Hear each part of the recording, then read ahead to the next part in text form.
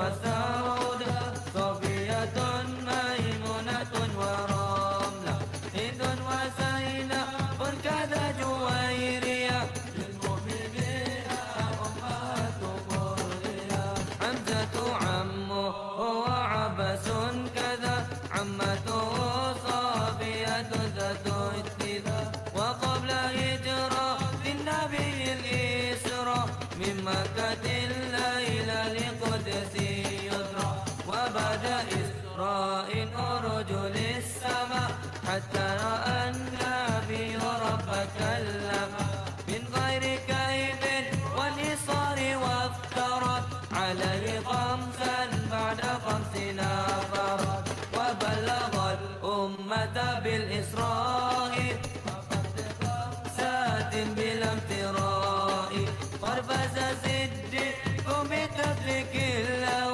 وبالعروج ست وفاء له وهذه عقيدة مكسرة وللعوام سنة ميسرة نظم تلك أمد المرزوق من يتبع للصادق المسلوك والحمد لله وصل سلم على النبي خير من قد علم والآل والصحب وكل مرشد وكل من بخير هدي يقتدي وأسأل الكريم إخلاص العمل ونفع كل من بها قد اشتغل أبيتها من للجمل تاريخ آل حي غر جمل سميتها عقيدة الأواب من واجب في الدين بالتمام وصلى الله على سيدنا محمد وآله وصحبه وسلم.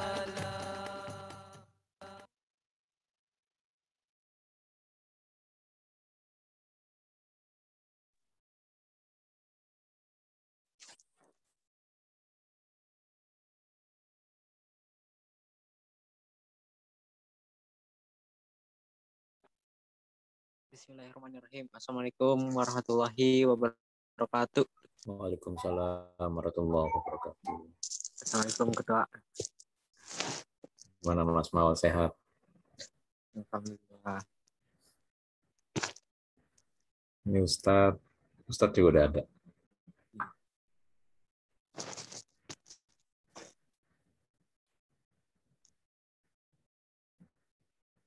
Hari ini libur? Kerja. Kerja sampai 3. Oh, sama.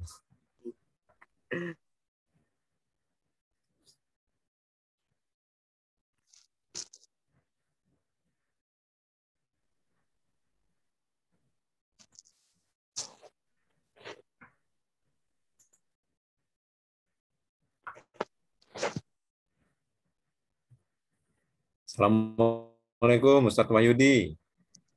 Waalaikumsalam warahmatullahi wabarakatuh. Bentar nih saya cek. Nah, ada kelihatan. Gimana sehat Hari ini semuanya? kita dipandu dengan Alhamdulillah. Hari ini kita dipandu sama Mas Maulana. Ya.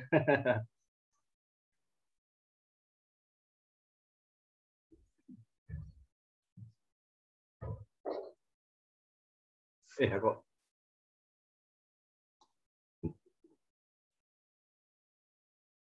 Ya. Assalamualaikum. Yang Gambarnya nggak berubah ya?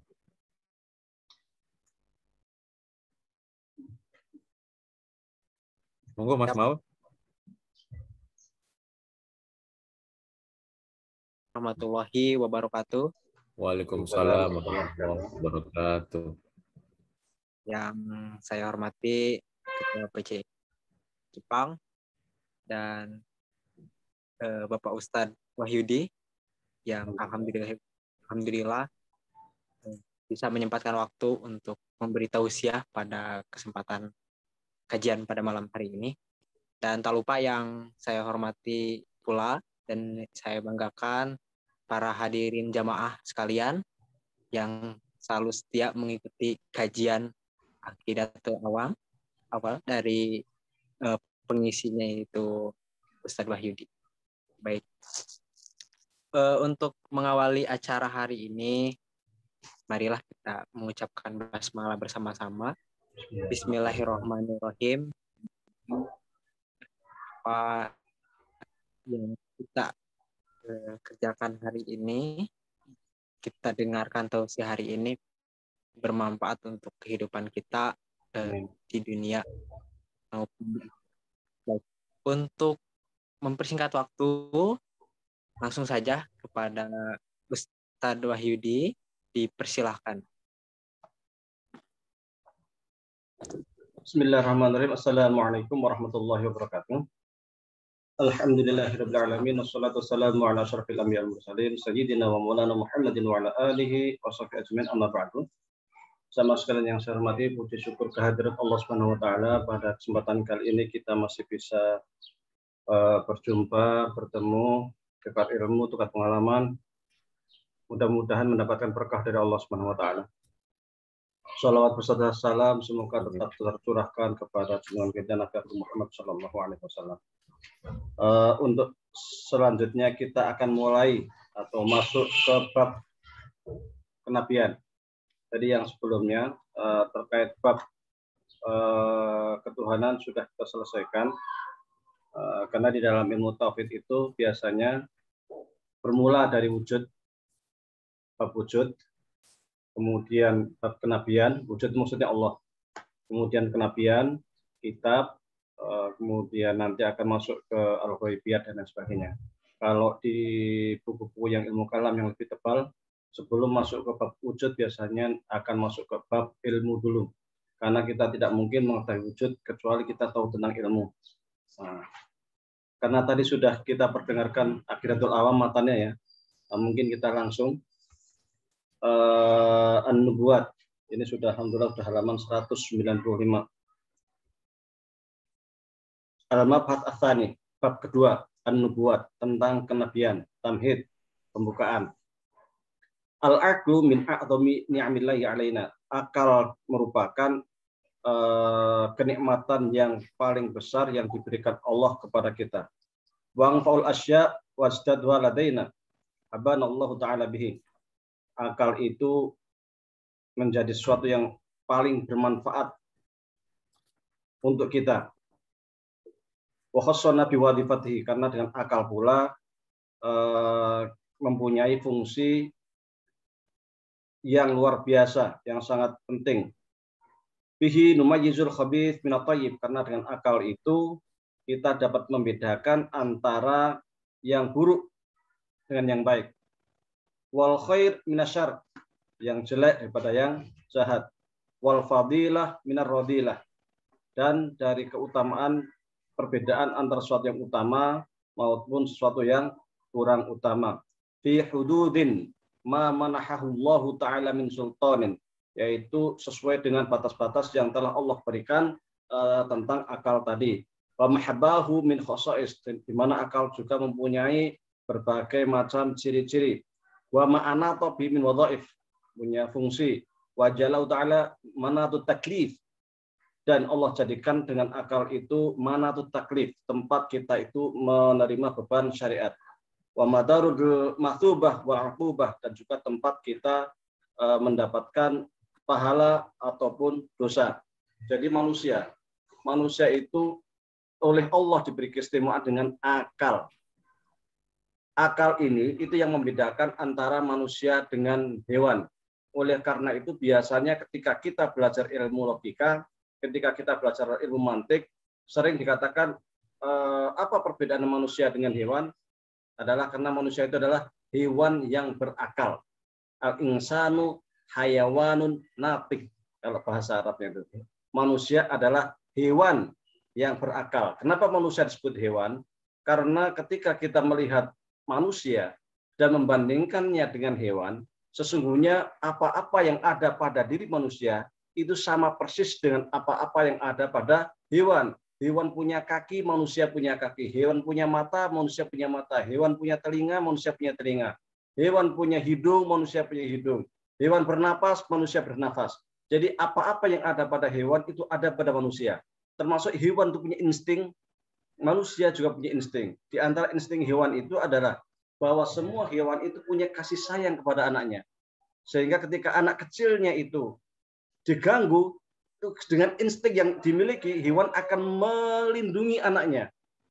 Dan hewan juga akan menyusui anaknya, akan mencari makan untuk anaknya. Insting-insting yang ada pada hewan ini juga ada pada diri manusia, yaitu mempunyai kasih sayang kepada anaknya, ketika lapar makan dan sebagainya, ya kan. Jadi hanya yang membedakan antara manusia dengan hewan itu apa? Akal. Maka ketika manusia mempunyai akal dan tidak mampu menggunakan akalnya secara baik, maka sesungguhnya manusia dengan hewan tidak ada bedanya. Karena akal kita itu aja yang bisa membedakan. Maka ketika kita melihat orang gila, misalnya, yang dia itu sudah tidak bisa menggunakan akal dengan baik, perilakunya sudah mirip hewan. Dia makan di tong sampah, makan di jalanan, makan sesuatu yang menurut logika kita itu nggak masuk akal. Dia makan gitu. Kenapa demikian? Karena akal sudah tidak berfungsi. Ketika akal sudah tidak berfungsi, maka posisi manusia akan turun derajat sama dengan hewan. Maka ketika manusia itu mendapatkan hidayah, tidak mendapatkan hidayah, atau manusia sudah diberi petunjuk kebenaran, namun dia tidak mau menerima petunjuk kebenaran, maka dikatakan dia itu sama dengan hewan, bal adal minhu, atau dia itu lebih sesat daripada hewan, lebih buruk daripada hewan. Sejahat-jahatnya hewan itu paling memangsa satu hewan musuhnya, ya kan? Dia makan satu hewan. Manusia itu kalau sudah jahat, satu negara bisa dihancurkan. Kayak Hiroshima, Nagasaki itu kan sekali bom berapa yang mati itu. Dan tanpa ada rasa berdosa dan tanpa ada rasa bersalah membunuh jutaan manusia hanya dalam berapa menit. Itu manusia yang sudah tidak mampu menggunakan akalnya, sudah membuang akalnya jauh-jauh. Maka yang ada adalah perilaku hewan, bahkan lebih jahat, lebih buruk daripada hewan itu sendiri. Di sini dikatakan bahwasanya dengan akal itu manusia bisa membedakan, mestinya dengan akal itu manusia bisa membedakan mana yang baik dan mana yang buruk. Dan sesungguhnya ketika manusia itu menggunakan akalnya secara baik, secara jernih, dia pasti akan bisa membedakan antara yang baik dan yang buruk. Ketika kita tanya kepada koruptor, korupsi itu baik atau buruk? Pasti di dalam hati dia yang terdalam akan mengatakan korupsi itu buruk. Ketika kita tanya seorang pencuri, kenapa kamu mencuri? Apakah mencuri itu baik? Pasti di dalam hati yang terdalam dia akan mengatakan mencuri itu tidak baik. Ketika kita tanyakan kepada pezina, mengapa kamu zina? Apakah itu baik? Pasti dalam hati yang terdalam dia akan mengatakan zina itu tidak baik. Karena akal itu memberikan panduan kepada kita terkait dengan baik dan buruk. Maka dalam Al-Quran sering dikatakan afala ta'qilun, afala tubsirun, afala tadakkarun, dan lain sebagainya. Yang inti aslinya maknanya adalah sama. Apakah kamu mau atau mampu menggunakan akalmu? Seakan-akan Allah mengatakan, kalau kamu mampu menggunakan akalmu, pasti kamu akan berada di jalan kebenaran, di jalan wahyu. Tetapi ketika kamu tidak menggunakan akalmu, maka kamu sesat. Maka antara akal dengan nakal, dengan wahyu, tidak ada benturan sama sekali. Ketika kita melihat ada seakan-akan benturan antara akal dengan wahyu, sesungguhnya di sana ada ada sesuatu yang belum nyambung, yang belum klik. Oleh karena itu, Imam Ibnu Rushd menulis sebuah buku khusus terkait dengan nyambungnya, kliknya, relasinya, hubungannya antara akal dengan wahyu ini dalam bukunya Faslul Maqal Fima Bainas Syariah wal Hikmah wal Ittisal. Hubungan antara akal dengan wahyu. Apa yang ditulis Ibnu Rushd ini dalam buku yang sebenarnya tidak terlalu kecil, ini mempunyai pengaruh luar biasa di dunia barat pada waktu itu, karena di dunia barat pada waktu itu terjadi benturan luar biasa antara dewan gereja dan para saintis, di mana dewan gereja itu sering mengatakan kebenaran mutlak itu ada di gereja, sementara para saintis sering melihat bahwasanya keputusan-keputusan dewan gereja sering berbeda dengan sains. Seperti halnya Galileo ya kan, yang mengatakan bahwasanya bumi itu berputar pada porosnya, bumi itu mengelilingi matahari, sementara dewan gereja mengatakan matahari itulah yang mengelilingi bumi, ya kan, seperti itu. Bagi Islam nggak ada benturan. Kalau di Barat munculnya seperti itu. Akhirnya kalau kita membaca filsafat Barat di masa-masa 1400-an, 1500-an, itu muncul para filosof yang berusaha untuk menyambungkan, mengkompromikan antara akal dengan wahyu, bahwa akal ini tidak berbenturan dengan wahyu. Tetapi kenyataannya Dewan Gereja yang sangat luar biasa, doktrinnya luar biasa, diktatornya luar biasa, akhirnya ujung-ujungnya tahun 1600-an ke atas muncul sekularisme, di mana tidak mungkin kita mengkompromikan akal dengan wahyu, karena akal selalu memberikan justifikasi kebenaran, sementara wahyu itu suka bertentangan. Akhirnya ya udah, kalau kalian beragama jangan ke sains, kalau kalian ke sains jangan beragama, kasarnya seperti itulah. Akhirnya muncul ateisme, muncul sekularisme dan sebagainya. Sayangnya hal-hal yang sesungguhnya tidak pernah terjadi di dunia Islam itu diadopsi oleh umat Islam, sehingga muncul paham-paham sekularisasi di dunia Islam, termasuk seperti yang pernah saya sampaikan tempo hari, memisahkan ilmu pengetahuan antara ilmu pengetahuan umum dan ilmu pengetahuan agama. Pemisahan ini sungguhnya merupakan pengaruh sekularisasi dari peradaban barat yang tidak pernah terjadi di dunia Islam. Karena ketika kita membaca kitab Ihya Ulumuddin, di sana hanya ada pembagian dua ilmu. Satu, ilmu yang fardhu kifayah dan ilmu yang fardhu ain. Bukan ilmu dunia dan ilmu akhirat. Bukan. Ini pembagian barat. Kita tidak pernah terjadi benturan antara akal dengan wahyu. Tetapi yang disebutkan oleh Imam Al-Ghazali di dalam kitab Al-Ihya adalah ilmu dunia, ilmu yang kita itu fardhu kifayah dan ilmu yang kita itu wajib mengetahuinya itu sebagai fardhu ain. Yang fardhu ain adalah sesuatu yang merupakan sebuah kewajiban yang harus kita lakukan, seperti sholat, puasa. Ini menjadi kewajiban setiap muslim untuk tahu. Menyembah Allah, Nabi kita dan Rasulullah, kitab suci kita Al-Quran, itu wajib diketahui oleh semua muslim.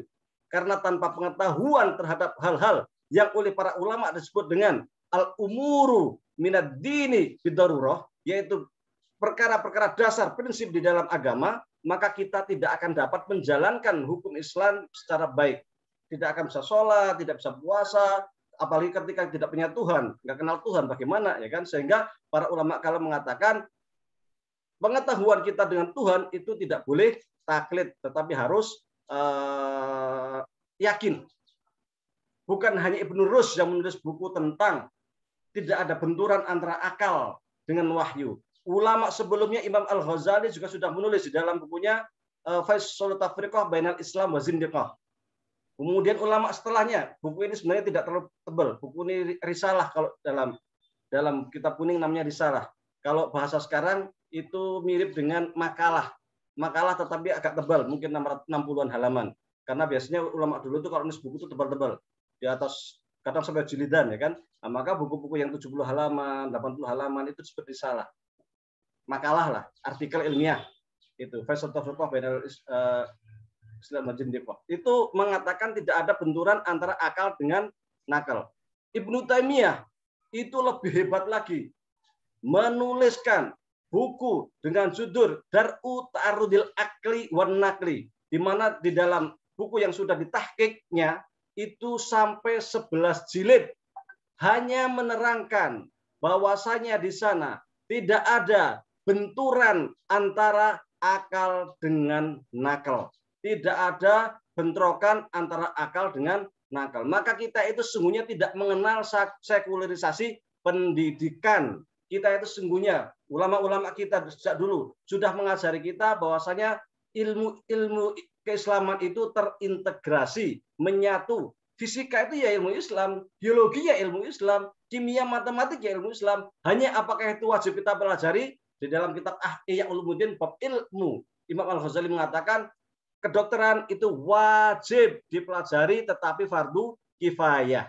Bahkan Imam Al-Ghazali sampai mengatakan ketika suatu daerah, katakanlah satu kabupaten seumpama, tidak ada seorang pun yang belajar kedokteran, maka seluruh kabupaten itu berdosa. Kenapa berdosa? Karena dia itu fardu kifayah. Ketika ada orang sakit, tidak ada dokter yang bisa mengobati.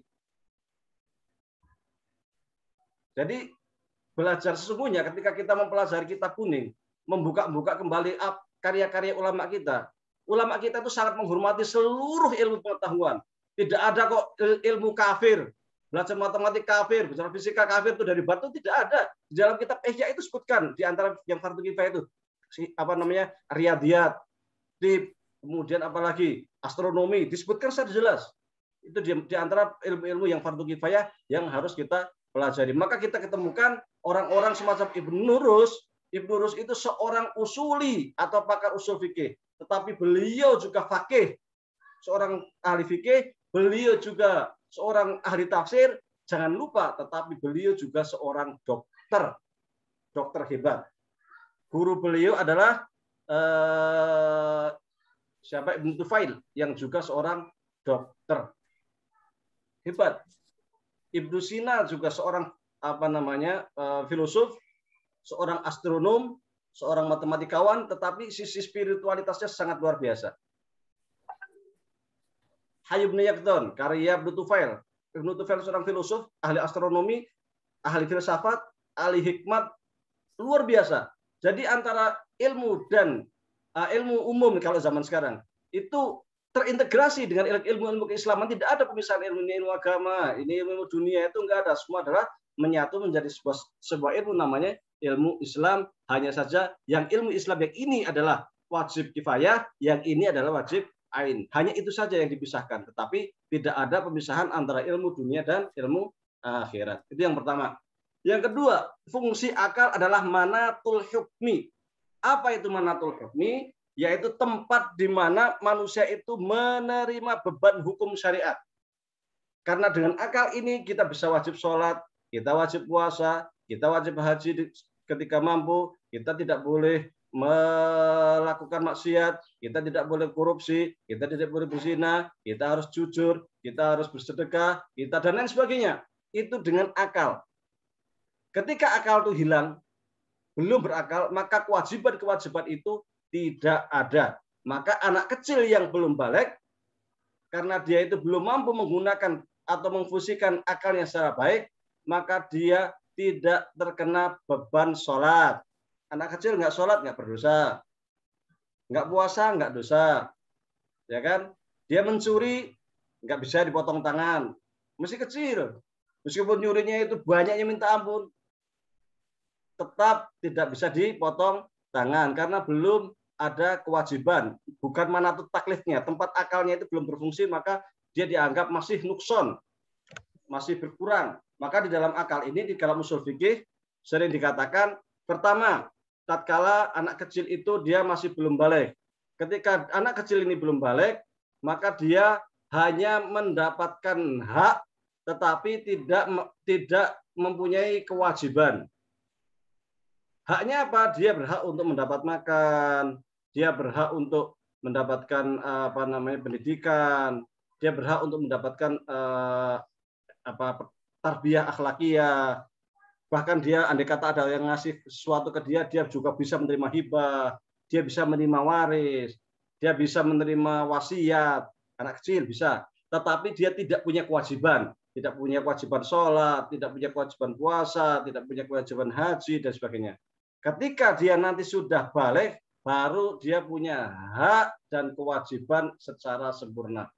Ketika balik, otomatis dia sudah wajib sholat, wajib puasa, wajib haji, wajib berbuat baik, dan sebagainya. Ketika dia nanti berbuat maksiat akan dihukum mendapatkan dosa. Ketika dia berbuat baik akan mendapatkan pahala.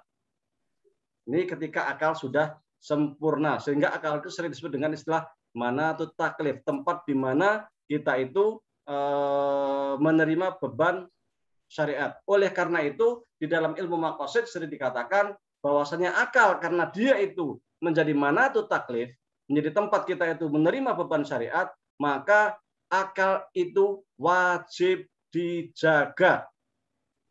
Hifdzul akli. Hifdzul akli itu merupakan salah satu dari upaya untuk menjaga akal. Untuk menjaga akal itu di dalam ilmu maqasid dibagi menjadi dua. Yang pertama adalah min haitsu wujudihi, supaya akal itu tetap eksis. Yang kedua adalah min haitsu adamihi, menghindari agar akal ini tidak sirna atau hilang. Supaya akal itu tetap eksis, maka akal ini harus dirawat, dikasih ilmu pengetahuan, dikasih petunjuk mana benar, mana salah, dikasih pendidikan, orangnya disuplai makanan yang baik, dan lain sebagainya. Supaya akal ini bisa berfungsi dengan baik. Ketika anak kecil juga dikasih makanan yang baik-baik, jangan yang buruk-buruk yang kiranya merusak akal. Itu menjadi sebuah hak bagi akal supaya dia tetap eksis dan tidak hilang fungsinya. Yang kedua, min haitsu adami, yaitu menjaga supaya akal ini tidak sirna. Maka diharamkan mengkonsumsi apapun yang kiranya dapat merusak akal. Diharamkan minum khamar, diharamkan konsumsi ganja, ekstasi itu apalah yang kira-kira merusak akal, itu haram. Dan mereka yang melakukan pelanggaran terhadap eksistensi akal itu mendapatkan hukuman yang sangat berat. Kenapa demikian? Karena akal menjadi manatut taklif, menjadi tempat di mana seseorang itu menerima beban hukum syariat. Pelanggaran akal itu diantaranya seperti apa? Ketika orang minum khamr, jelas itu dia akan khamrun itu artinya menutupi akal, ya, menutupi akalnya. Ketika seseorang minum khamr, berarti dia berusaha supaya akal ini rusak, menghilangkan fungsi akal. Maka di dalam Islam, peminum khamr itu hukumannya didera 40 kali deraan atau 40 kali cambukan. Supaya dia jera, supaya dia tidak merusak akalnya. Karena akal ini sangat penting. Tempat taklif ini akal. Bukan hanya orang yang meminum khamr yang sejatinya harus dihukum, yang membawakan khamrnya pun juga harus dihukum, yang memproduksi khamr juga harus mendapatkan hukuman. Maka di dalam kaidah ushul fikih dikatakan sesuatu malayatimul wajib illa bi fawajib, sesuatu yang kewajiban kalau harus menggunakan sarana lain yang mendukung, maka sarana lain menjadi wajib. Menjaga akal itu wajib. Sarana lain yang kira-kira bisa menggugurkan akal ini, maka dia harus disingkirkan. Di antaranya adalah minum khamr, penjualnya, pengedarnya, memproduksi, itu semuanya harus terlarang karena ini untuk menjaga akal, yang penjagaan terhadap akal itu merupakan sebuah kewajiban. Jadi luar biasa. Maka salah satu hal lain untuk mengembangkan akal adalah pendidikan. Maka di dalam dunia Islam, ketika kita melihat sejarah dunia Islam pada waktu itu, pendidikan menjadi hal yang sangat penting, sehingga seluruh pendidikan di dunia Islam pada waktu itu, maksudnya pada zaman khilafah, itu semua gratis dari tingkat SD istilahnya, dari tingkat hadonah, TK, sampai ke perguruan tinggi. Itu rata-rata itu gratis, dan itu ada dukungan pemerintahan yang luar biasa, kemudian dukungan riset yang sangat luar biasa, karena melihat fungsi akal ini yang memang luar biasa gitu. Karena menjaga akal yang wajib ini, karena untuk eksistensi akal yang wajib ini, maka sarana-sarana untuk mengembangkan akal ini dikembangkan luar biasa. Salah satu yang masih tersisa sampai sekarang, pendidikan Islam yang umurnya sudah 1070 sekian tahun adalah Al-Azhar Asy-Syarif di Mesir. Itu peninggalan saat dinasti Fatimiyah. Itu umurnya sudah 1000 tahun lebih. Dan di situ di Al-Azhar itu dari dulu sampai sekarang pendidikan di Al-Azhar itu gratis. Dari zaman khilafah dulu sampai sekarang. Karena melihat fungsi akal itu sendiri yang luar biasa, maka orang berlomba-lomba untuk membangun sekolahan, untuk meningkatkan pendidikan. Jangan sampai ada masyarakat kita itu yang bodoh karena tidak mendapatkan akses pendidikan. Karena pendidikan itu menjadi hak bagi setiap muslim, setiap warga untuk menjaga eksistensi akalnya. Kalau kita bicara akal, sesungguhnya sangat luar biasa. Sangat luar biasa karena itu terkait erat dengan pendidikan, karena itu terkait erat dengan hal-hal yang bisa merusak akal dan lain sebagainya. Maka karena pentingnya akal itulah hukuman bagi siapapun yang memberikan pelanggaran luar biasa. Maka kalau ada dana-dana pendidikan kok sampai dikorupsi, mestinya hukumannya juga sangat luar biasa semestinya ya. Kenapa? Karena dia merusak atau menghancurkan sesuatu yang seharusnya itu menjadi fungsi akal, menghalang-halangi akal untuk berkembang. Ininya besar, hukumannya besar. Hukumannya berat kalau menurut tinjauan maqasid syariah. Itu para koruptor pendidikan jika ada, itu dosanya sangat luar biasa karena dia telah mengganggu eksistensi akal kita untuk berkembang. Maka karena dengan akal itu pula di sini juga disebutkan wa ja'alahu ta'ala manatu taklif. Akal menjadi sumber taklif atau tempat di mana kita mendapatkan beban atau hukum syariat. Wa madarul matsubah wal uqubah. Dengan akal ini pula kita akan dihukum. Di sini memang ada dua pendapat di kalangan para ulama.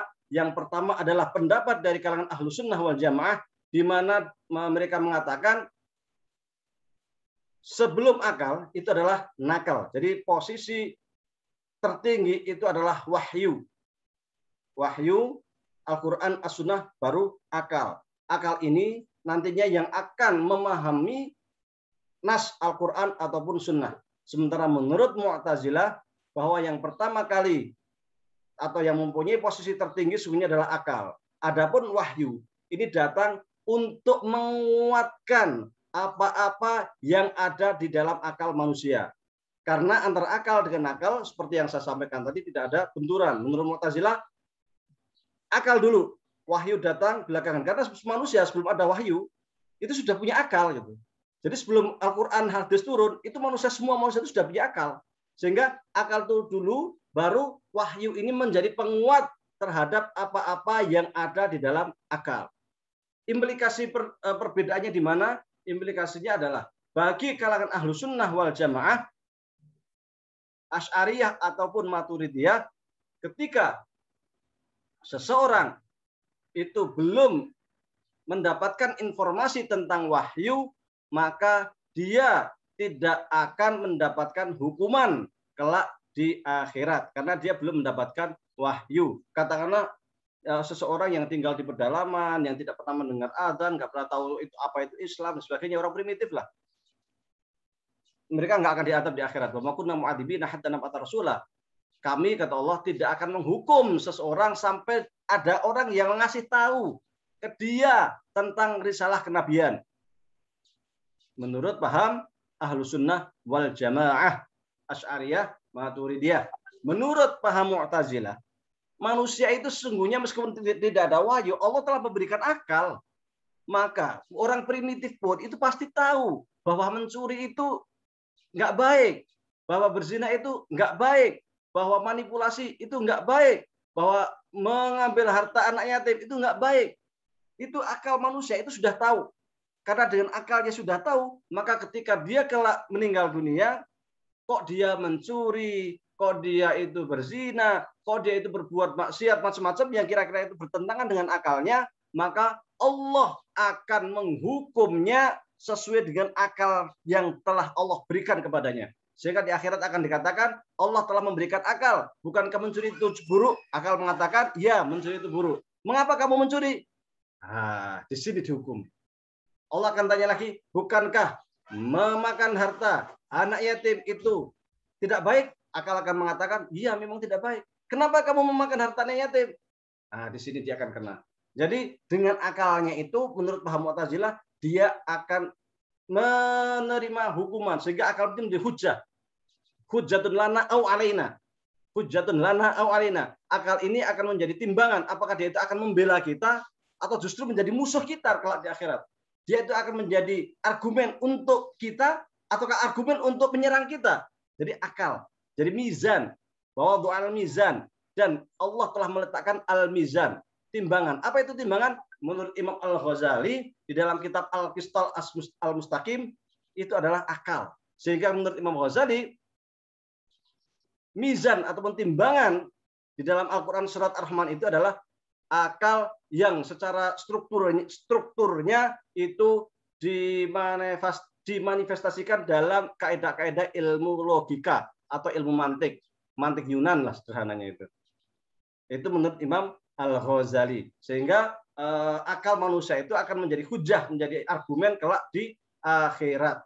Ini menurut Mu'tazilah. Hanya Ghazali tadi sekedar menguatkan kalau akal ini menjadi timbangan di dalam kehidupan manusia, dapat mengetahui baik atau buruk. Adapun apakah manusia itu akan dihukum kelak di akhirat ketika dia itu belum menerima wahyu atau belum menerima kebenaran, Ghazali sebagai seorang Asy'ari, sebagai pengikut Asy'ari yang sangat fanatik, dia tetap akan mengatakan tidak akan mendapatkan hukuman karena Allah Subhanahu wa taala sudah jelas mengatakan wa ma kunna mu'adzibina hatta nab'atsa rasula. Baik, ternyata sudah 50 menit. Kita akan melanjutkan pada pertemuan yang akan datang. Kita buka forum dialog. Kurang lebih maaf. Wabillahi taufiq. Assalamualaikum warahmatullahi wabarakatuh. Waalaikumsalam warahmatullahi wabarakatuh. Terima kasih Pak Ustadz yang telah memberikan pencerahan mengenai ada beberapa pertanyaan dari para jamaah sekalian.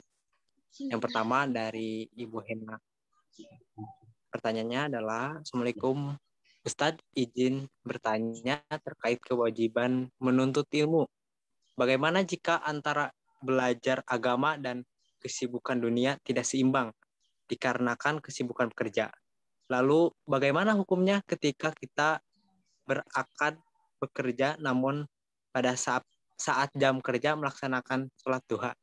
Jazakallah. Ada sini.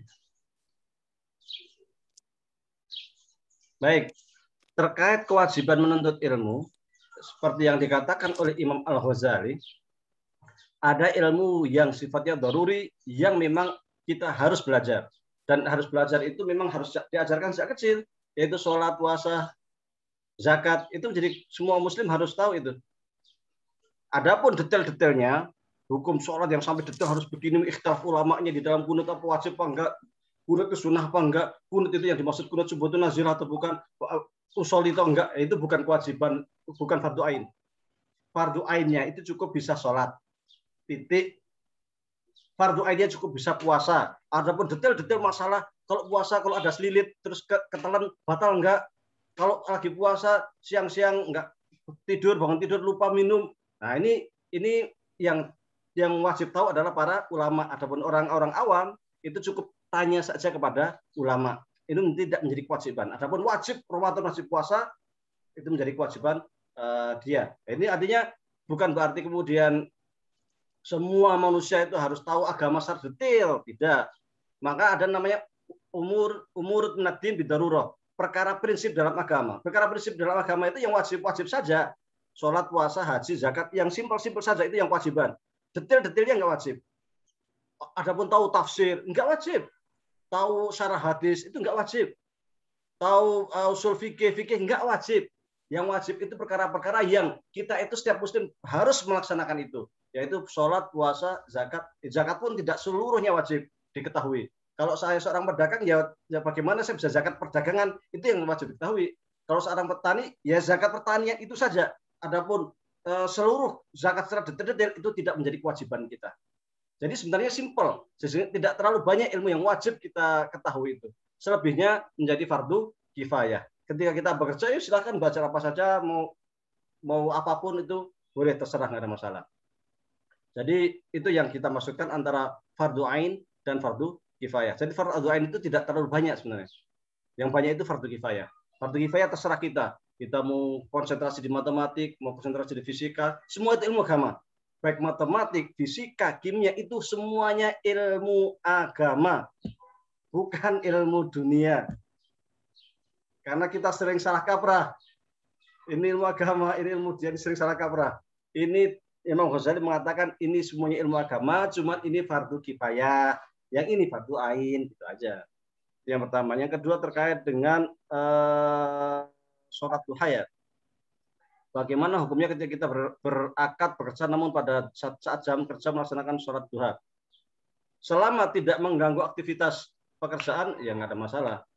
Karena sholat kan sebentar, katakanlah 4 menit, 5 menit. Tetapi kalau sampai mengganggu pekerjaan, karena sudah akad, ya ya harus mendahulukan yang wajib itu. Yang sunnah sholat duha mungkin bisa ditinggalkan nggak ada masalah. Tetapi sekiranya tidak mengganggu pekerjaan, ya nggak ada masalah gitu. Kan sholat duha cuma sebentar, nggak harus sajadah atau apa di tempat.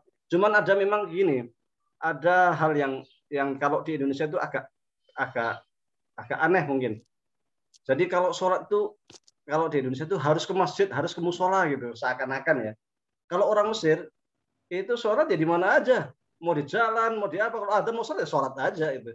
Karena Allah Subhanahu Wa Taala hadis Nabi mengatakan waju'ilat liyar ardu masjidan wa tahuron, bahwasanya semua tanah Allah itu ya masjid dan semua tanah Allah itu ya suci.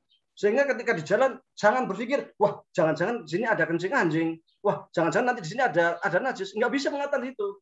Semua bumi Allah ini suci kecuali pas kita melihat ada kotoran, ada najis, baru kita akan mengatakan bahwa tanah ini najis.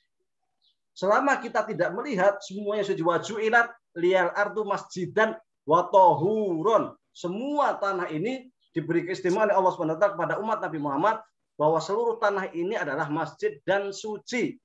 Jadi kita bisa sholat dimanapun, langsung takbir, sholat tidak ada masalah, nggak pakai sajadah, nggak ada masalah, itu suci. Jangan berpikiran, jangan-jangan ada air kencing, jangan-jangan ada kotoran apa, jangan-jangan, nah itu nggak boleh.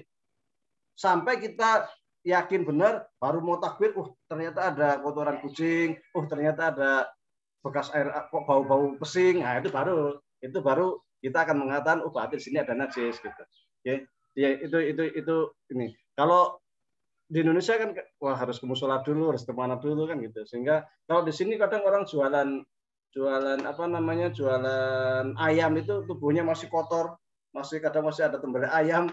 Itu sholat samping tempat ayam itu sholat aja gitu. Karena terkait dengan tembelai ayam dan kambing itu kan masih khilaf antar ulama, ada yang mengatakan suci, ada yang mengatakan najis. Wallahu a'lam.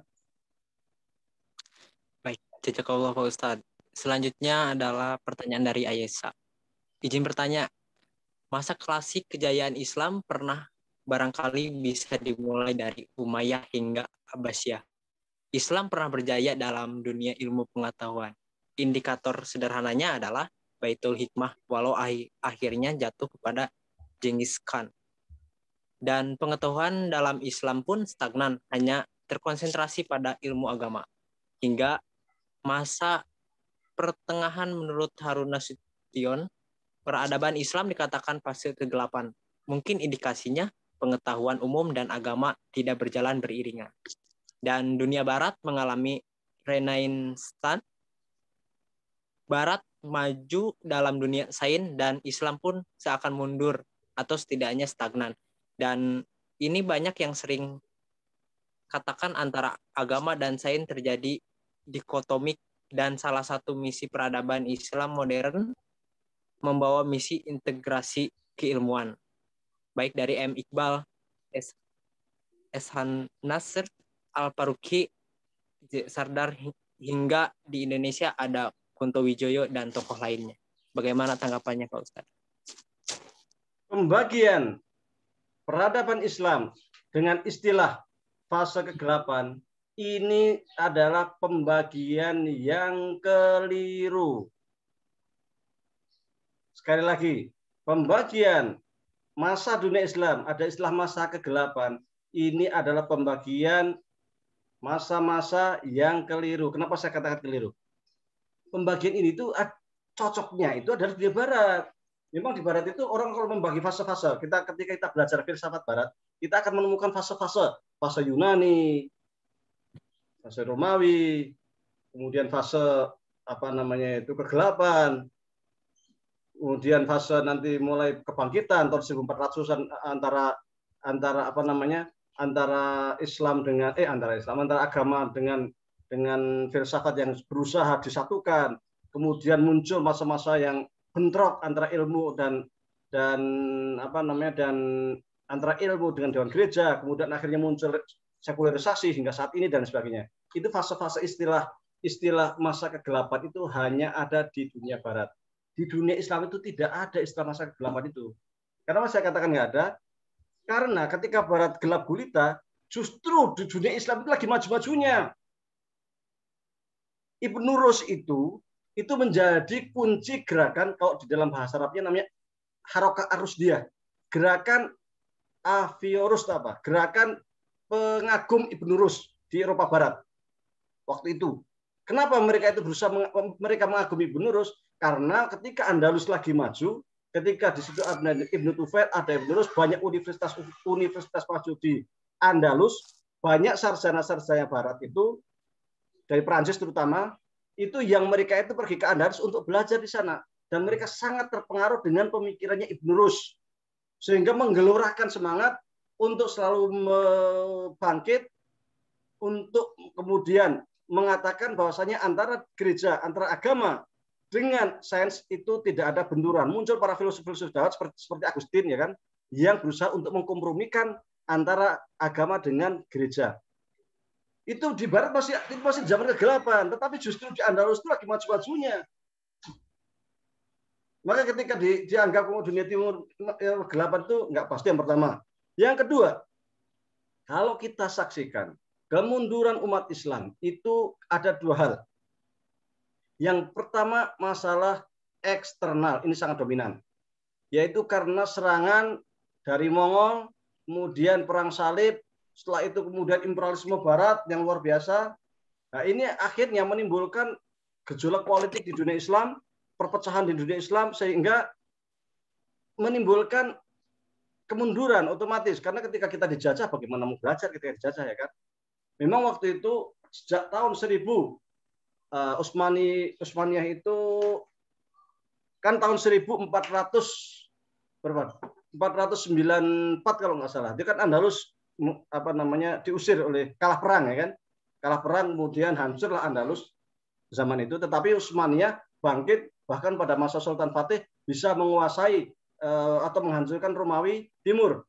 Romawi Timur bisa dihancurkan, kemudian seluruh Timur Tengah itu bisa dikuasai, bahkan kemudian sampai ke seluruh Afrika Barat dikuasai, tetapi tidak bisa menembus Andalus. Andalus tetap dikuasai oleh kalangan Kristen. Meskipun Andalus tidak bisa dikuasai, tetapi di sebelah timur, Turki Utsmani mampu membuka Yunani, mampu sampai ke barat, bahkan sampai ke perbatasan Swiss. Eropa Timur itu, daerah Bosnia, Herzegovina, kemudian daerah Slovakia dan sebagainya itu, semuanya itu wilayah Turki Utsmani. Jadi memang di Barat nggak bisa dikuasai lagi di Andalus, tetapi di Eropa Timur itu berhasil dikuasai. Bahkan yang membuat meriam pertama kali, meriam raksasa itu ya Turki Utsmani zaman Sultan Fatih itu. Nah ini di dalam ilmu pengetahuan, kalau kita lihat itu kita itu ketika dalam kondisi politik yang kacau, politik luar yang kacau, yang serangan Barat yang luar biasa, kemudian di dalam juga terjadi benturan, perpecahan antar mamalik, antar apa macam-macam. Tetapi meskipun demikian, itu kita masih banyak punya ulama-ulama besar. Bayangkan pada masa perang salib pun masih muncul orang seperti Ibnu Taimiyah yang sangat luar biasa. Setelah itu juga masih banyak muncul setelah Ibnu Taimiyah juga masih banyak para filsuf yang luar biasa juga gitu. Tapi memang tidak sehebat atau semewah atau seberkembang waktu zaman sebelumnya. Memang secara saintis umat Islam waktu itu, setelah imperialisme Barat itu ya memang mundur, karena ya orang kalau dijajah ya susah lah. Bagaimana mau berkembang kan kalau dijajah, itu aja. Jadi itu diantara sebabnya, sehingga tapi kalau dikatakan bahwasanya dunia Islam itu ada masa kegelapan, kok kayaknya tidak juga gitu. Cuman memang kondisi sosial kemasyarakatan umat Islam karena berada di bawah imperialisme Barat, kemudian paham-paham Barat akhirnya otomatis masuk. Enggak, dulu tuh dunia Islam tuh nggak tahu ada sekularisasi apa macam-macam, tapi karena dunia Islam itu di bawah kekuasaan imperialisme Barat, akhirnya masuklah ide Barat, sekularisasi dan sebagainya itu. Ya seperti sekarang lah.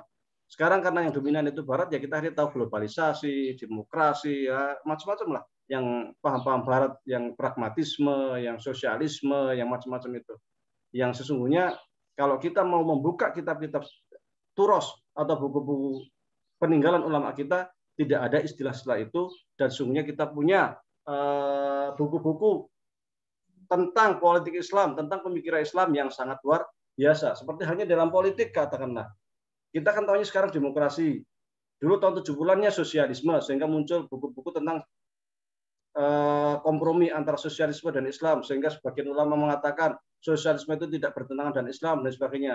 Akhirnya pada tahun 1989 Uni Soviet hancur, tembok Berlin hancur, komunis hancur, sosialisme hancur, rame-rame demokrasi. Sekarang orang latah menulis buku Islam dan demokrasi. Demokrasi tidak bertentangan dengan Islam. Demokrasi itu begini, demokrasi begini. Padahal ya demokrasi itu ya suatu yang nidom, peraturan yang terbaik dari yang terburuk atau apalah. Seperti itu. Karena kalau dalam demokrasi, ya, tukang beca, tukang apapun, asal dia punya masa, artis yang sebelumnya itu hanya bisa joget dangdut karena punya masa, ya bisa jadi anggota parlemen.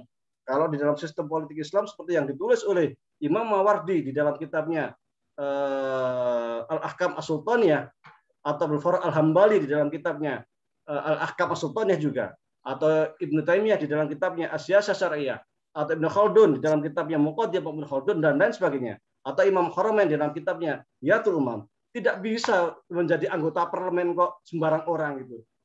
Di sana disebutkan secara detail salah satu syarat menjadi ahlul halli wal aqdi, kalau istilah sekarang adalah anggota parlemen. Kalau menjadi anggota parlemen itu harus orang yang memang takhusus, punya spesialisasi ilmu hukum. Kalau dia nggak punya background ilmu hukum, ya nggak bisa. Itu sederhananya lah ya.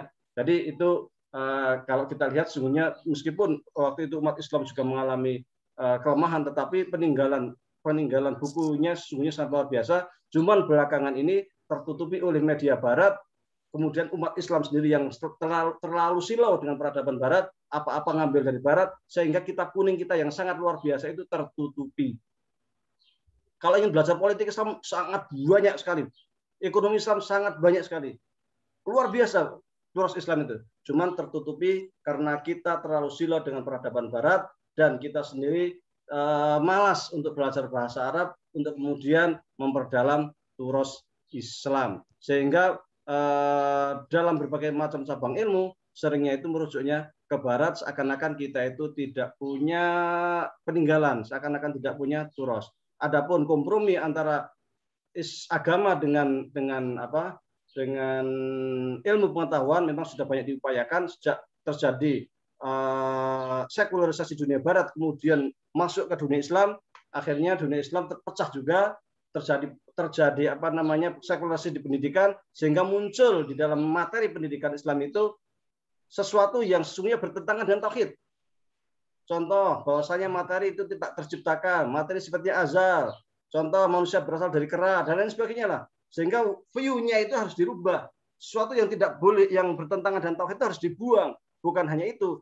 Yang lebih penting dari itu adalah tujuan pendidikan. Jadi tujuan pendidikan itu bukan sekuler, saya belajar biar dapat kerjaan. Bukan itu. Ya itu memang benar, salah satu sarananya. Tetapi tujuan pendidikan itu sebenarnya bukan itu. Tujuan daripada pendidikan Islam, saya belajar untuk mendapatkan ridho Allah Subhanahu wa Ta'ala. Jadi ada kata-kata Allah, ada kata-kata Tuhan di hati kita itu. Kalau ada kata Allah, ada Tuhan di dalam hati kita, belajar fisika, kimia, biologi, itu adalah untuk menjadi insan ulil albab. Menjadi insan ulil albab. Ilmu itu ya untuk semakin mendekatkan kita kepada Allah.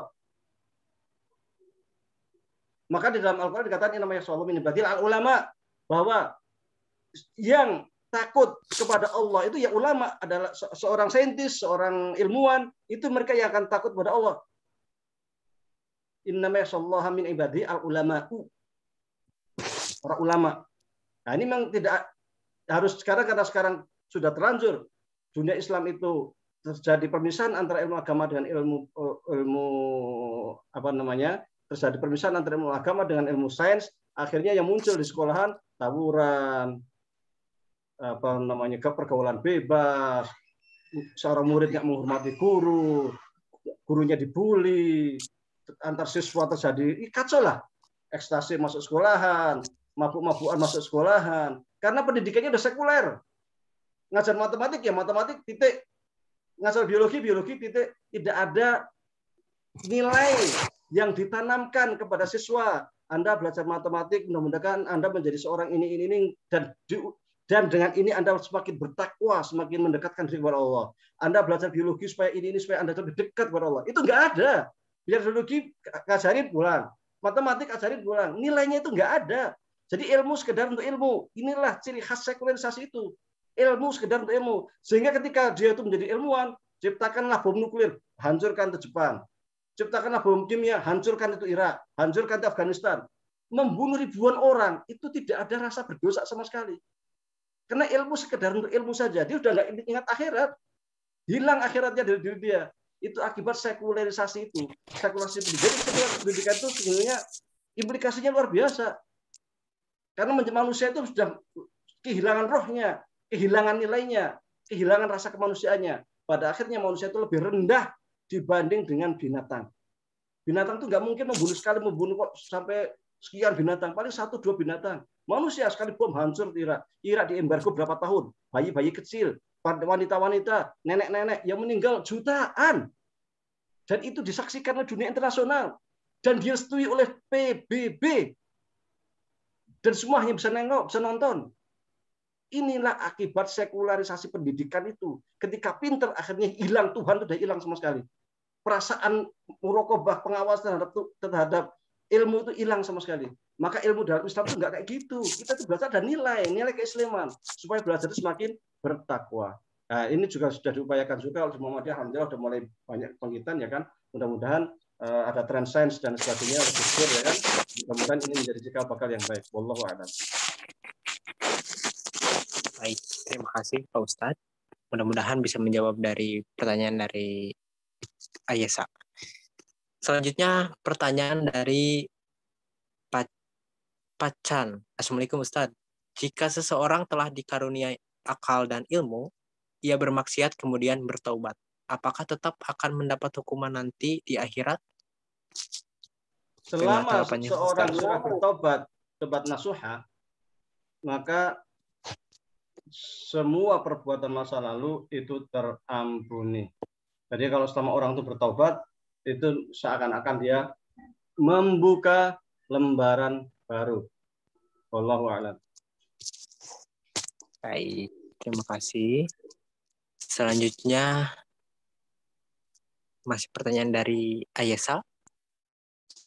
Oh iya Ustadz, dalam konteks fikih juga ada wanita yang sedang haid, kemudian dalam konteksnya dia mengkaji atau belajar ilmu, apa bisa dia menyentuh Al-Quran atau bahkan masuk masjid dengan mendengarkan ceramah pengajian? Menurut madhab Syafi'i, ketika wanita haid itu memang kalau di madhab Syafi'i itu tidak boleh menyentuh Al-Quran, tidak boleh membaca Al-Quran. Membaca itu bahkan menghafal Bismillahirrahmanirrahim, Alhamdulillahirrahmanirrahim. Nah ini meskipun tidak tanpa mushaf, ini namanya membaca. Maka di dalam madhab Syafi'i memang tidak diperkenankan karena itu dianggap membaca dan boleh dalam hati, kecuali niatnya zikir dengan baca Fatihah dan sebagainya. Itu menurut madhab Syafi'i.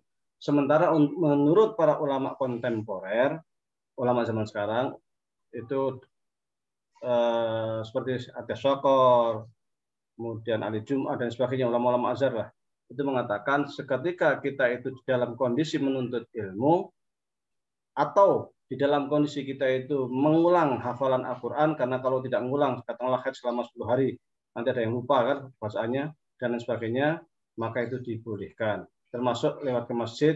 Ada sebagian ulama mengatakan kenapa kok zaman dulu itu dilarang ke masjid, karena dikhawatirkan ada darah yang menetes. Tetapi kemudian zaman sekarang lebih bagus, udah ada pampers dan lain sebagainya kan, ada pembalut. Maka ke masjid dibolehkan. Tetapi menurut madhab Syafi'i memang dibolehkan kecuali darurat kalau dalam madhab Syafi'i. Tapi kalau ulama kontemporer selama tidak mengotori masjid, ya silakan saja. Wallahu a'lam. Baik. Selanjutnya dari Haryadi Andi. Pertanyaannya, bagaimana merubah mindset untuk bisa mengintegrasikan belajar agama, sains, dan sosial menjadi satu kesatuan yang terkoneksi?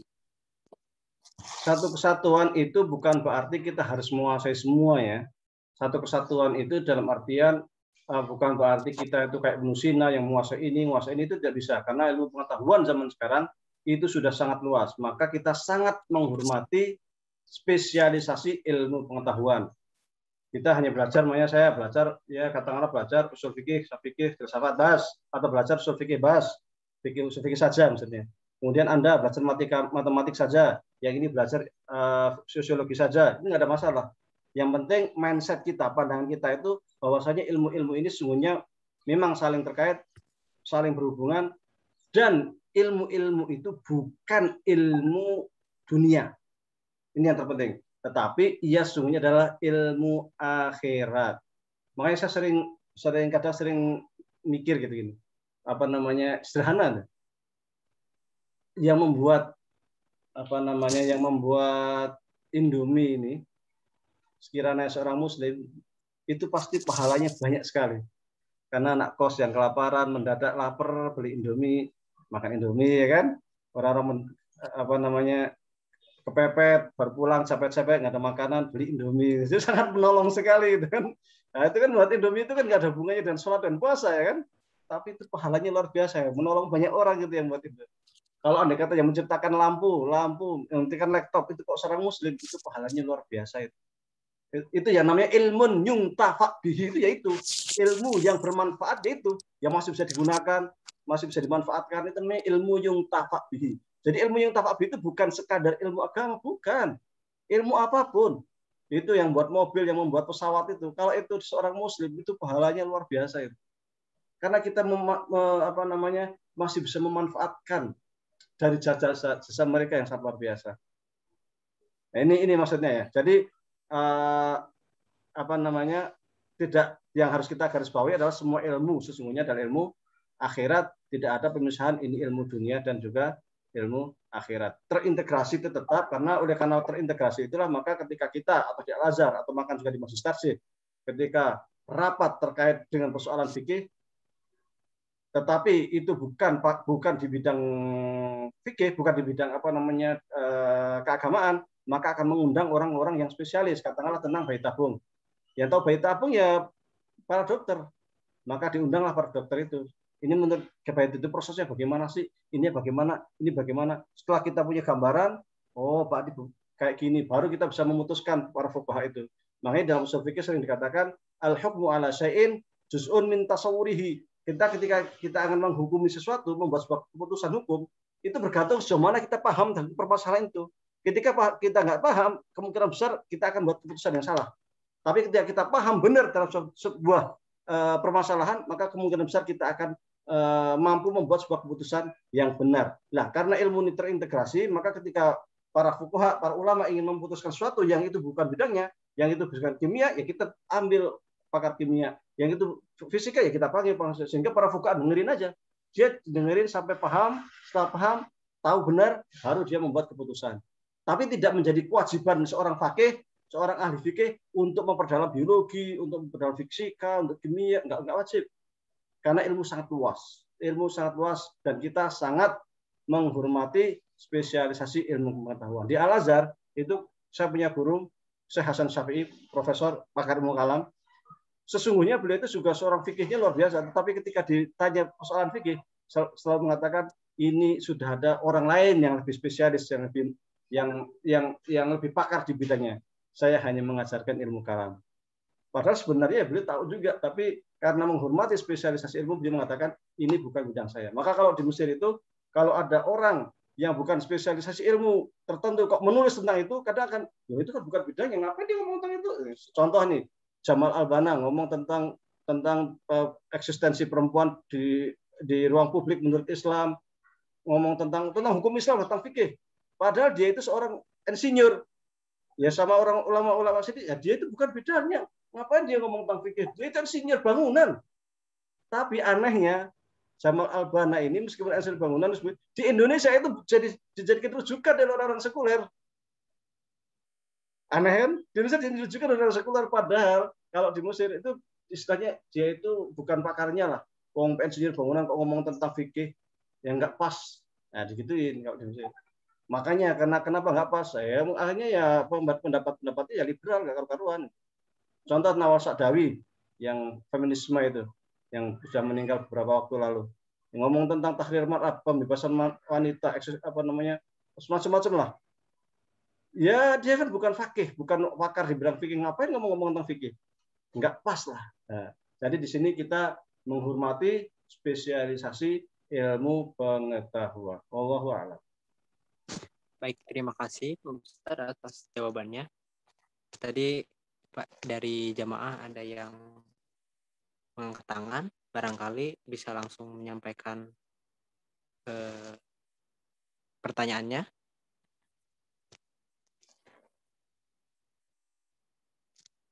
Ibu Lisa Agustin ya.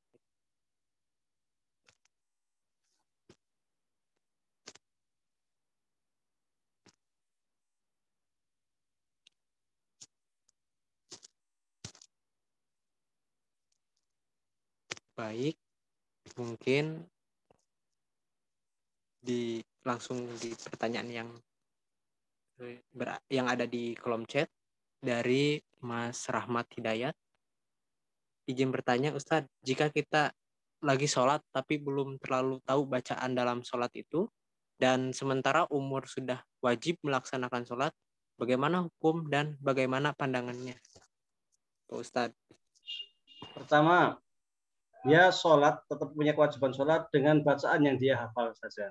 Jadi apa yang dihafal, yang nggak hafal, yang penting gerakannya kalau Fatihah kemungkinan besar kan pada hafal lah ya. Intinya kalau sebelum yang dia laksanakan sholat sedapatnya.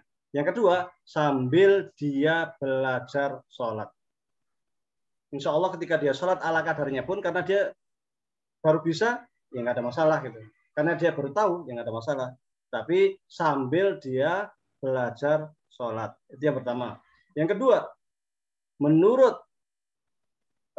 madhab, menurut para ulama, ketika orang, katakanlah dia muslim sejak lahir, kemudian dia nggak pernah sholat, baru sholat 40 tahun, baru nyadar bahwa sholat itu wajib, atau baru ingin sholat, ingin taubat lah gampangnya. Bagaimana dengan sholat yang selama 40 tahun ini?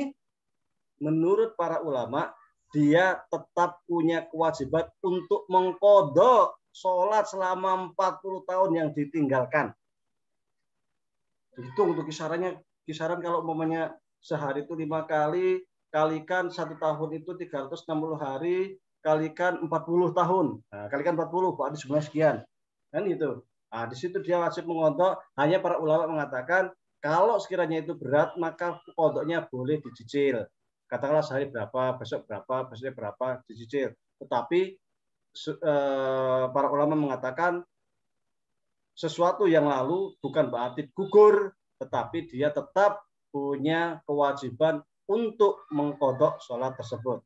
Jadi ada 2 persoalan ya. Persoalan pertama, dia tetap sholat sesuai kemampuannya sambil belajar. Yang kedua, sholat yang pernah dia tinggalkan harus dikodok. Wallahu a'lam. Baik, terima kasih Pak Ustadz atas tanggapannya.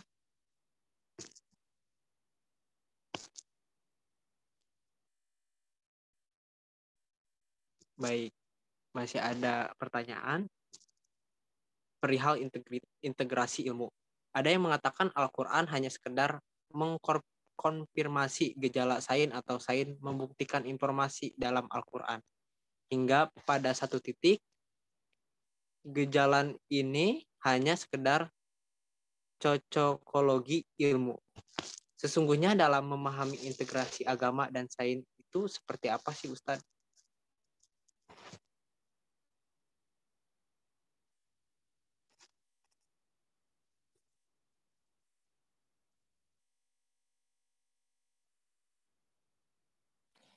Mohon maaf Pak Ustadz, masih di mute.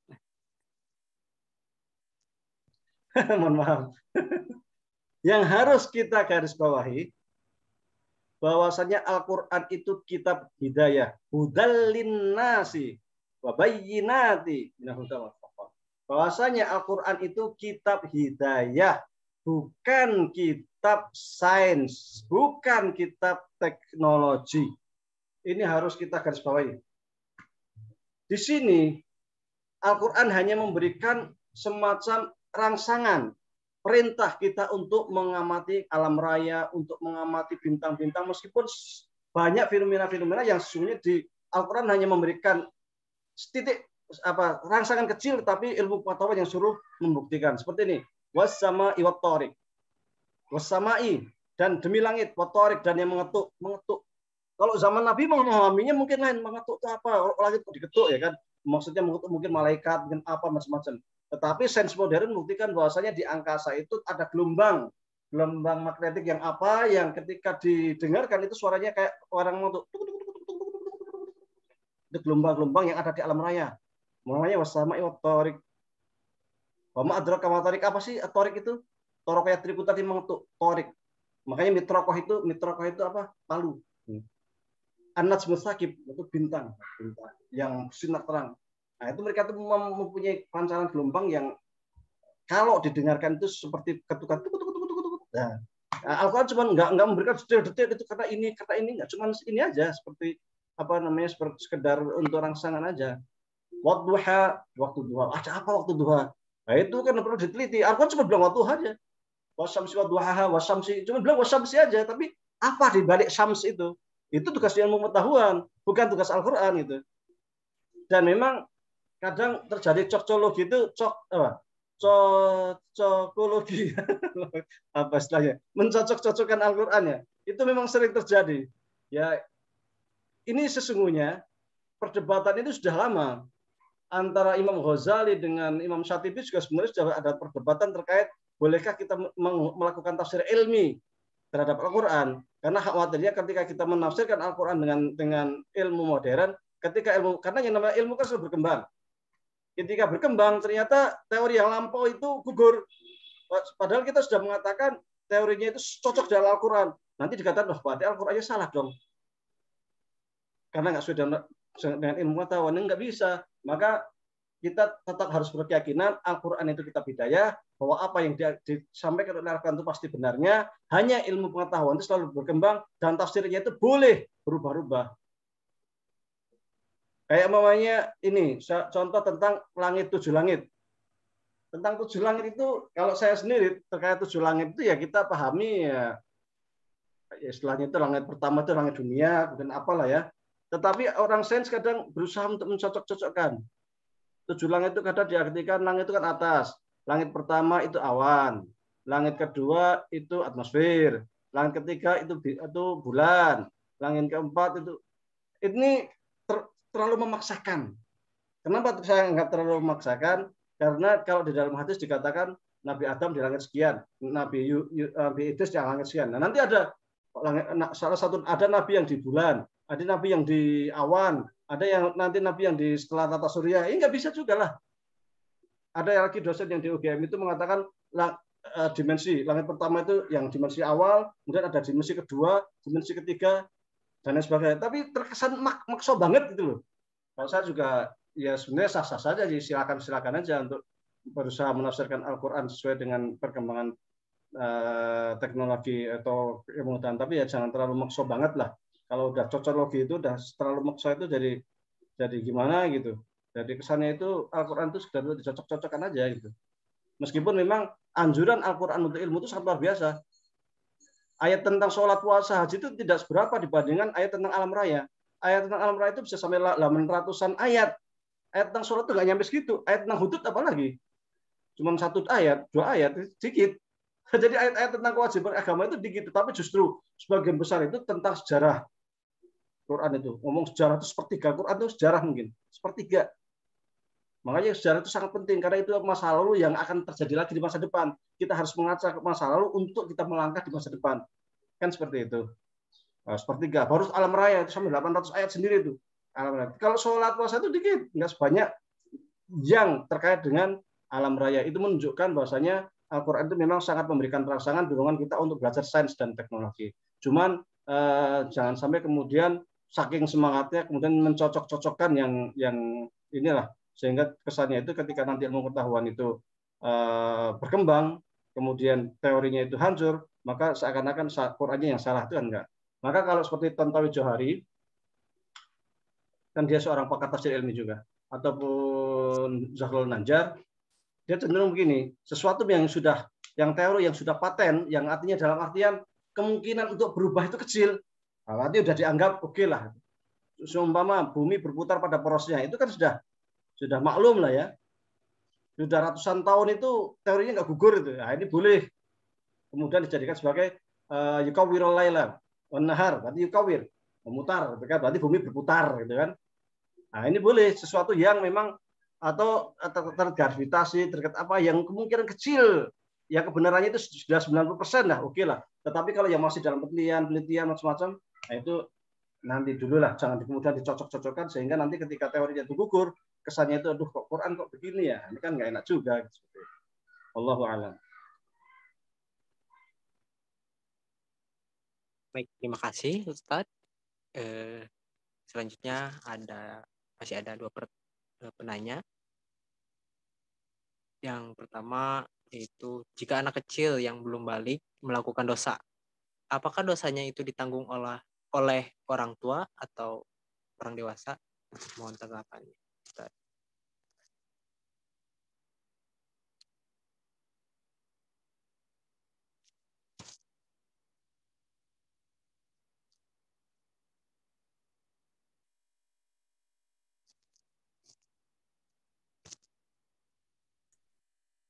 Mohon maaf Pak Ustadz, masih di Maaf, lupa. Jadi anak kecil yang terkait kesalahan yang terkait dengan umuruddin, perkara agama, katakanlah dia tidak sholat, dia tidak puasa, dia tidak ya nggak dosa, nggak ada tanggungan, karena memang dia belum punya kewajiban itu. Tetapi ketika terkait hal-hal yang berhubungan dengan manusia, maka orang tua bukan menanggung dosa, orang tua tidak menanggung dosa, tetapi orang tua punya kewajiban untuk memberikan jaminan. Contoh, anak kecil mencuri. Anak kecil nggak dosa, masih kecil. Tapi kewajiban orang tua mengembalikan barang curian ke orang yang dicuri. Jika barang yang dicuri itu rusak, maka orang tua punya kewajiban mengganti. Anak kecil nggak punya kewajiban mengganti, dia masih kecil belum tahu apa-apa itu. Anak kecil bawa kambing, tahu-tahu kambingnya langsung makan masuk ke ladang orang, rusak semua, seumpama ya kan. Anak kecil nggak dosa. Tetapi orang tua punya tanggung jawab untuk ganti rugi terhadap kerusakan yang ditimbulkan oleh anak ini. Beda ketika anak ini sudah balik. Semua, andai kata dia mencuri, maka dia sudah bisa dihukum. Dipotong tangan, semua di penjara atau apalah gitu kan. Ketika dia itu membunuh, dia bisa dikisos. Tetapi ketika masih kecil, membunuh, nggak bisa dikisos. Bayar dia, dan itu ditanggung oleh orang tuanya. Kan seperti itu. Ini jadi tidak ada kemudian istilah anak kecil dosanya ditanggung sama orang tua, itu nggak ada. Tidak ada dosa yang ditanggung oleh orang tua. Karena memang anak kecil belum punya kewajiban apapun. Tetapi jika melakukan kesalahan yang terkait dengan interaksi sesama manusia, maka orang tua yang punya tanggung jawab untuk memberikan jaminan atau mengganti barang-barang yang dirusak oleh anak tersebut. Wallahu a'lam. Baik, terima kasih Pak Ustadz. Kita masih ada waktu 10 menit ke depan. Ada pertanyaan yang mengenai kondisi pandemi di mana pemerintah menerapkan PPKM level 4 sehingga tidak bisa menjalankan sholat berjamaah di masjid dan juga sholat Jumat berjamaah. Bagaimana ya Pak Ustadz? Apa tidak mengapa sholat di rumah? Pernah dengar kalau tidak sholat Jumat lebih dari 3 kali dihukum kafir. Padahal udah lebih sebulan nggak bisa sholat Jumat. Tapi kondisinya masih ada masjid yang tetap ngadain untuk sholat jamaah. Bagaimanakah sebaiknya? Ikut ulama pemerintah. Al-Azhar. Kemudian juga Majelis Tarjih dan Tajdid Muhammadiyah. Kemudian para ulama yang ada di Saudi. Di mana-mana ulama itu ketika membuat keputusan itu nggak sehari jadi. Rapat berkali-kali. Pertimbangan Quran, pertimbangan sunnah, pertimbangan akal. Luar biasa mereka. Harta mereka keluarkan, rapat di sini, macam-macam. Nggak sederhana buat putusan. Mereka kemudian setelah melakukan riset, musyawarah bersama, akhirnya mengeluarkan fatwa ketika di dalam kondisi darurat, menjaga jiwa ini wajib, maka kalau sholat jamaah kan bukan wajib. Yang wajib kan sholatnya. Jamaahnya kan nggak wajib. Maka sholat jamaah dilaksanakan di rumah. Atau sholat dilaksanakan di rumah. Nggak ada masalah. Bagaimana dengan sholat Jumat? Boleh mengganti sholat duhur dengan boleh mengganti sholat Jumat dengan sholat duhur karena kondisinya darurat untuk menjaga jiwa. Karena menjaga jiwa itu menjadi salah satu tujuan daripada maqasid syariah, yaitu hifdzu an-nafs, melindungi jiwa. Ini menurut para ulama Al-Azhar maupun Majelis Tarjih dan Tajid Muhammadiyah. Yang pertama. Yang kedua, apakah bisa kemudian jamaah online, sholat Jumat online atau jamaah online? Sholat itu menurut mazhab Syafi'i, agar sholat itu dikatakan sholat jamaah, di antara syaratnya adalah satu tempat. Satu tempat itu ya satu majelis, jelas sofnya jelas, orangnya jelas, samping kanan, samping kiri, imamnya jelas. Adapun sholat Jumat online itu tempatnya nggak ada yang jelas. Di mana nggak jelas, gitu kan? Itu satu. Dari sisi sini sudah lemah. Kelemahan yang kedua, meskipun yang menyerukan sholat Jumat itu online itu adalah anggota dari Majelis Tarjih sendiri, tetapi kita tolak karena bertentangan dengan itu, dan ternyata fatwa Tarjih mengatakan tidak, sholat Jumat online tidak sah karena satu, jamaahnya tidak satu majelis. Yang kedua, selain jamaahnya tidak satu majelis, antar sofnya tidak jelas. Padahal di mazhab Syafi'i itu jarak paling jauh sof itu kisaran 300 meter. Jadi kalau saya itu sudah jauh, sudah lebih dari 300 meter itu udah nggak bisa melihat makmum atau apa terlalu jauh, itu nggak bisa. Ini cuma lihat kamera, ya kan? Ketiga, sholat Jumat online atau jamaah online itu memberatkan karena harus ada terkoneksi internet, kemudian harus punya kuota, harus apa, memberatkan lah. Belum lagi nanti kalau di tengah jalan internetnya mati atau error atau macam-macam, ya kan? Nah ini taklifah. Sementara agama sudah memberikan sesuatu yang lebih ringan, rukhsah. Apa yang lebih ringan? Cukup sholat zuhur saja, kan lebih ringan. Nah, maka cukup sholat zuhur, tidak ada masalah, menggantikan sholat Jumat, dan ini kondisinya darurat. Apakah dianggap kafir? Tidak. Kenapa nggak dianggap kafir? Karena dia meninggalkan sholat Jumat bukan kehendak dirinya, tetapi karena terpaksa oleh kondisi yang menuntut demikian. Bahkan haji aja dibatasi. Kalau kita ini nanti dianggap, wah Saudi ini gimana nih, Saudi kafir, kenapa melarang jamaah haji di seluruh dunia? Haji kan wajib, tapi sama Saudi dilarang. Bukan begitu. Tapi ini untuk menjaga supaya kita itu selalu menjaga kesehatan. Nanti ada pendapat lagi, lah ngapain kita takut corona? Kita mestinya takut pada Allah. Corona itu kan berbahaya, penyakit, hewan, virus. Sama aja ketika kita di hadapan kita harimau atau singa. Apakah ketika di hadapan kita singa yang sudah mau menerkam kita, kita diem aja? Wah ngapain saya takut sama singa? Takut sama Allah. Yalah. Nggak bisa. Ketika kita dimakan singa, karena kita diam saja, kita itu dianggap bunuh diri. Padahal Allah mengatakan wala tulqu biaydikum ila tahluka. Allah berfirman, jangan kamu itu melakukan sesuatu yang dapat membahayakan dirimu. Sama di sini, ketika pemerintah memberikan larangan karena hasil dari keputusan para dokter lebih tahu kan, kemudian Majelis Tarjih juga sudah berfatwa demikian, Darul Ifta fatwa Mesir juga demikian, Saudi demikian, ikuti ulama. Ketika ulama mengatakan demikian, ikuti ulama. Ulama nanti yang tanggung jawab. Karena ulama itu ketika berfatwa tidak sembarangan. Mereka melakukan kajian yang bukan sehari selesai, 2 hari, 3 hari, kadang itu sampai untuk hanya bisa menghasilkan sebuah keputusan. Apalagi kemudian ulama Indonesia kok sama pendapatnya dengan ulama Saudi, kok sama dengan Mesir, berarti sudah para ulama sudah hampir berijma, ya kan? Maka tidak ada masalah dan tidak dianggap kafir. Wallahu a'lam. Baik, pertanyaan terakhir dari Rahmat Hidayat. Izin nanya, Ustadz, kitab Aqidatul Awam itu kitab apa ya Ustadz? Dan pertanyaan kedua, jika kita berada dalam suatu organisasi dan satu organisasi tidak ada yang mengerjakan sholat, padahal azan kedengaran.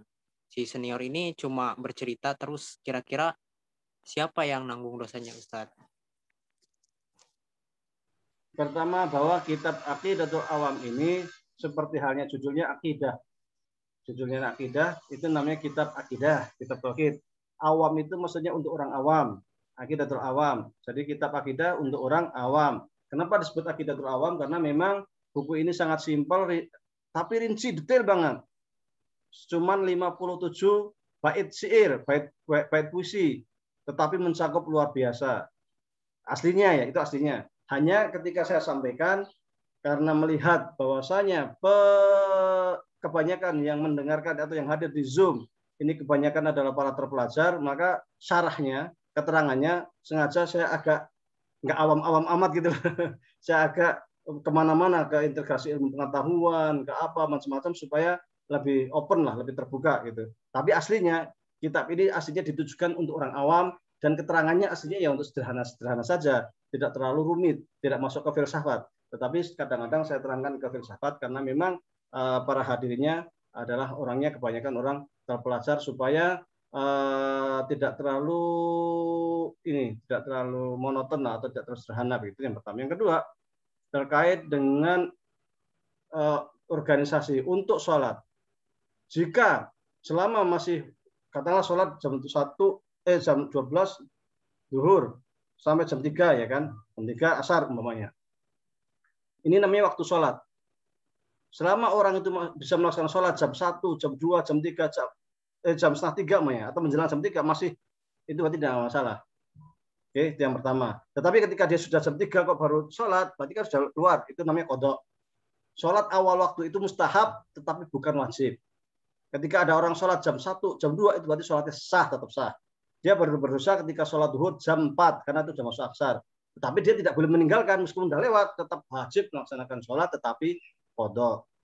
Nah, ketika kita di sebuah organisasi, orang ngobrol apa macam-macam padahal udah azan, sementara waktu sholatnya sudah mau habis, itu siapa yang dosa? Yang dosa ya kita sendiri. Loh, kenapa kok kita sendiri? Mereka apa nggak dosa? Sholat itu tanggung jawab kita dan kita bisa izin. Nggak harus nunggu sampai selesai. Sholat itu di mana? Jangan wudhu sebentar, sholat di mana mojok sedikit, gelar sajadah. Kalau nggak ada sajadah, ya udah langsung aja. Wajulat biar artu masjidan atau tahuran. Bumi itu sah, bumi itu suci. Mojok sedikit, sholat selesai. Gampang sekali. Saya kalau mamanya pas pulang ke Indonesia di pesawat itu kan nggak ada tempat sholat itu. Adanya kan cuma jalan, gitu kan. Cuman kayak di kereta lah ya. Di kereta kan cuma kursi, kemudian sebelah sini kursi cuma ada jalan tengah dong itu kan. Yaudah saya biasanya ke belakang, di paling belakang setelah itu gelar sajadah. Kadang kan nggak mau sajadah ya. Selimut kita itu saya gelar, udah langsung aja sholat. Selesai, 4 menit, 5 menit kan selesai. Simple kok sholat. Nggak harus kemudian kita ke masjid, nggak harus kemudian macam-macam. Simple. Kalau anak perempuan gimana? Perempuan selama dia udah menutup aurat, sholat aja gitu. Nggak harus nyari mukena, nggak sulit. Kadang kita yang mempersulit. Harus cari musola dulu, harus pakai mukena, harus pakai peci, harus pakai sarung, seumpama kan. Jadi kita yang mempersulit diri kita. Padahal agama nggak sesulit itu. Ad-din yusrun, agama itu mudah. Walisad dina illa ghalabahu. Tetapi orang yang mempersulit agama itu ya akan tersulit, akhirnya sulit sendiri gitu. Sama kayak nikah itu yang penting akad, ada saksi, ada mahar, ada selesai. Tapi karena tradisi harus tanggal sekian, harus pesta yang besar, maharnya harus ini harus. Wah, akhirnya enggak ributnya minta ampun, beratnya minta ampun. Padahal sebenarnya cuma yang penting akad, ada saksi, ada wali, ada selesai. Simple sebenarnya. Nah, jadi agama itu mudah, tetapi kita yang kadang mempersulit agama itu. Jadi janganlah dipersulit, ya udah mudah dimudahkan. Jangan mempersulit sesuatu yang mudah. Anggap aja itu mudah, udah laksanain mudah. Sama kayak sholat online tadi, ngapain sholat online? Udah ada yang lebih ringan, rukhsah, lebih mudah, simpel, sesuai syariat, kan gitu. Wallahu a'lam. Baik, terima kasih Pak Ustadz atas pencerahannya pada hari ini. Alhamdulillah kita di penghujung acara. Sebelum menutup acara pada malam hari ini, kita tutup untuk doa penutup yang mohon bantuannya Pak Ustadz untuk memimpin doa penutup. Bismillahirrahmanirrahim. Kita bisa selesai pengajian kita, sudah mendapatkan sekian bait, sudah separuh kita alhamdulillah selama setahun ya lebih sudah separuh buku. Mudah-mudahan mendapatkan berkah, mendapatkan manfaat, dan selalu bisa istiqomah. Mari kita beristighfar. Astaghfirullahaladzim. Alladzi la ilaha illa huwal hayyul qayyum wa atubu ilaih. Astaghfirullahaladzim. Alladzi la ilaha illa huwal hayyul qayyum wa atubu ilaih. Astaghfirullahaladzim. Alladzi la ilaha illa huwal hayyul qayyum wa atubu ilaih. Allahumma shalli ala sayyidina Muhammadin fil awwalin. Allahumma shalli ala sayyidina Muhammadin fil akhirin. Allahumma shalli ala sayyidina Muhammadin fil mala'il a'la ila yaumiddin. Allahumma rabbana taqabbal minna salatana wa siyamana wa ruku'ana wa sujudana wa tadarru'ana wa takhashu'ana wa ta'abbudana wa tammin taqsirana ya Allah ya rabbal alamin. Rabbana zalamna anfusana wa illam taghfir lana wa tarhamna lanakunanna minal khasirin. Rabbana la tuzigh qulubana ba'da idh hadaytana wa hab lana min ladunka rahmah innaka antal wahhab. Rabbana hab lana min azwajina wa dhurriyyatina qurrata a'yun waj'alna lil muttaqina imama. Rabbana ighfir lana dhunubana wa liwalidayna warhamna kama rabbayana shaghira. Rabbana atina min ladunka rahmah wa hayyi lana min amrina rashada. Allahumma inna nas'aluka ridhaka wal jannah wa na'udzubika min sakhatika wan nar. Allahumma inna nas'aluka ilman nafi'a wa amalan mutaqabbala wa rizqan halalan thayyiba. Allahumma inna nas'aluka salamatan fid din wa afiatan fil jasadi wa ziyadatan fil ilmi wa barakatan fil rizqi wa taubatan qabla al-maut wa rahmatan 'inda al-maut wa maghfiratan ba'da al-maut. Allahumma hawwin 'alaina fi sakrati al-maut wa najjina minan nari wa rafa'in nasab. Rabbana irfa'na al-waba' wal bala' wal mihn wa ta'un bi rahmatika ya arhamar rahimin. Ya hayy ya qayyum bi rahmatika nastaghfir. Ya hayy ya qayyum bi rahmatika nastaghfir. Ya hayy ya qayyum bi rahmatika nastaghfir. Rabbana atina fid dunya hasanah wa fil akhirati hasanah wa qina adzabannar. Wa sallallahu ala sayyidina Muhammadin wa ala alihi wa sahbihi wa baraka wasallam. Subhanaka rabbika rabbil izzati amma yasifun wa salamun alal mursalin. Walhamdulillah. Amin ya Rabbal. Baik, terima kasih sekali lagi terima kasih pada Pak Ustadz yang telah sama-sama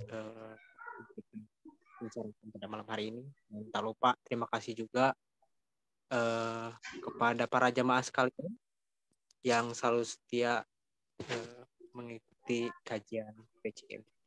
Insya Allah kita akan bertemu lagi di pertemuan selanjutnya 2 minggu ke depan di jam yang sama dengan pemateri atau penceramah yang sama. Baik. Mohon maaf bila ada kesalahan bagi para jamaah sekalian. Billahi taufiq wal hidayah. Khairat. Wassalamualaikum warahmatullahi wabarakatuh. warahmatullahi wabarakatuh.